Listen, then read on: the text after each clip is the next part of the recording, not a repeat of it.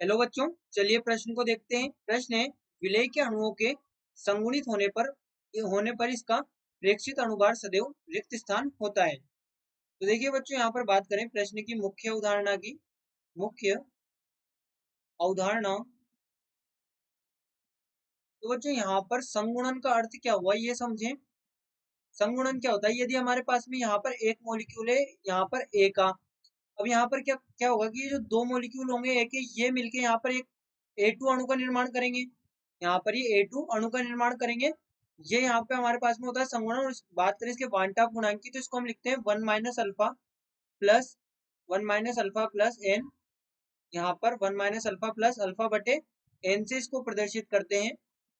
तो देखिए होता क्या है कि हमें यहाँ पर दिया गया है प्रेक्षित अणुभार। अब आई बराबर यहाँ पर होता है, यदि हम इसे इस प्रकार से समझे, देखिए हमारे पास में यदि यहाँ पर हम ले लें CH3COOH के एग्जाम्पल से, यानी कि एसिटिक एसिड के एग्जाम्पल से, तो अब यहाँ पर यदि हम बात करें इसके संगुणन की, अब जब ये नॉर्मल स्टेट में है तो इसका यहाँ पर जो अणुभार होगा, इसका अणुभार क्या होगा?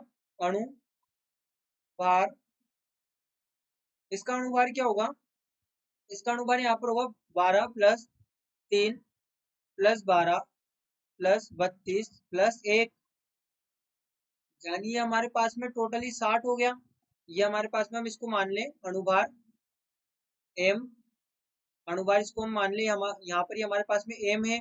अब बच्चों यदि यहाँ पर इसका संगुणन हुआ, संगुणन, और संगुणन के दौरान ये बनाएगा CH3COOH whole twice, CH3COOH whole twice बनाएगा।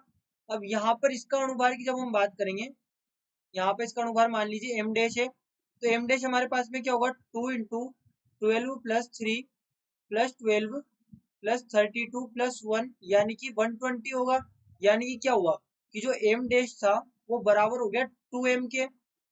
ये m डैश बराबर हो गया 2m के। और ये m डैश हमारे पास में होता है प्रेक्षित अणुभार। m डैश हमारे पास में होता है प्रेक्षित अणुभार। और प्रेक्षित अणुभार का अर्थ है कि गणना करके यहाँ पर प्राप्त किया जाता है, उसे हम कहते हैं प्रेक्षित अणुभार। तो ये हमारे पास में प्रेक्षित अणुभार होगा।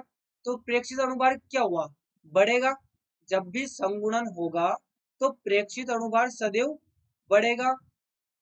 यानी हम कह सकते हैं कि जो प्रेक्षित अणुभार है ये सदैव उच्च होता है। तो यहाँ पर हमारे पास में जो प्रेक्षित अणुभार है, हम कह सकते हैं रिक्त स्थान में हमारे पास में उत्तर होगा प्रेक्षित अणुभार सदैव उच्च होता है।